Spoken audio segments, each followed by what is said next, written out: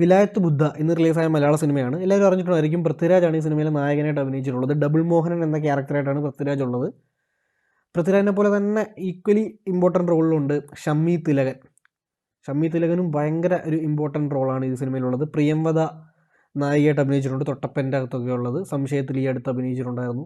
പിന്നെ അതുപോലെ തന്നെ നമുക്കറിയാവുന്ന ഒരുപാട് ആൾക്കാർ ഈ സിനിമയിൽ ചെറുതും വലുതുമായിട്ടുള്ള വേഷങ്ങളിൽ അഭിനയിച്ചിട്ടുണ്ട്. ജയൻ നമ്പ്യാരാണ് ഈ സിനിമയുടെ സംവിധായകൻ. അദ്ദേഹം ലെജൻഡറി ഫിലിം മേക്കറായ സച്ചി സാറിൻ്റെ അസോസിയേറ്റ് ഡയറക്ടറായിരുന്നു. സച്ചി സാർ അടുത്തായിട്ട് ചെയ്യാനിരുന്ന സിനിമയായിരുന്നു വിലായത്ത് ബുദ്ധ.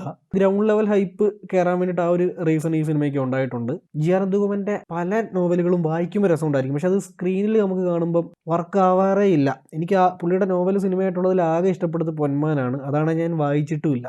ഇപ്പോൾ പൊന്മാനാണെങ്കിൽ പോലും ഒരു പ്രോപ്പർ ഒരു തിയേറ്റർ സക്സസ് ഒന്നും നമുക്ക് ഒരിക്കലും പറയാൻ പറ്റാത്ത സിനിമയാണ്. ജസ്റ്റ് ഒരു ആവറേജിൽ നിന്ന് പോയതാണ്. ബാക്കിയൊക്കെ പ്രോപ്പർ ഫ്ലോപ്പ്, ആർക്കും ഇഷ്ടപ്പെടാതെ. അത് ഈ നോവലിൽ നിന്ന് സിനിമയാക്കുമ്പോഴത്തെ മാറ്റമൊക്കെ ഇമ്പോർട്ടൻ്റ് ആണ്. ഇപ്പം സച്ചിയെ പോലെ ഒരു ലെജൻഡറി ഫിലിം മേക്കറൊക്കെ അങ്ങനെ ഒരാളായിരുന്നെങ്കിൽ ചിലപ്പോൾ അത് ഉണ്ടായേനെ. പക്ഷേ അൺഫോർച്ചുനേറ്റ്ലി ഈ സിനിമയിൽ അത് അങ്ങനെ ഒരു സാധനവും സംഭവിച്ചിട്ടില്ല. ഈ സിനിമയുടെ ഒറ്റവാക്കി അഭിപ്രായം പറയുകയാണെങ്കിൽ വളരെ മോശം പെട്ടൊരു സിനിമയാണ്. അത് 3 മണിക്കൂറാണ് ഡ്യൂറേഷൻ, 2 മണിക്കൂർ 56 മിനിറ്റ്. നമ്മളെ ഇട്ടങ്ങ് ഇഴപ്പിച്ച് അങ്ങനെ പീക്കിലെത്തിക്കുന്ന സിനിമയാണിത്. അപ്പോൾ ഇത് മറ്റേ തീരെ മോശം അങ്ങനത്തെ ഒരു പരിപാടിയല്ല. ചില സാധനങ്ങളൊക്കെ നമുക്ക് ഫ്രണ്ട്സൊക്കെ ആയിട്ട് പോയി കണ്ട ചിരിച്ച് കൗണ്ടർ അടിച്ച് കാണാനുള്ളതുണ്ട്. പക്ഷേ എങ്കിൽ പോലും തീർത്തും ഒരു കൂതറപ്പടമെന്ന് നമുക്ക് പറയാൻ പറ്റത്തില്ല. പക്ഷേ അങ്ങനത്തെ സീൻസും ഉണ്ട്. എന്നാൽ മൊത്തത്തിലൊരു ജീവനില്ലാത്ത സിനിമ എന്നൊക്കെ നമ്മൾ പറയത്തില്ലേ.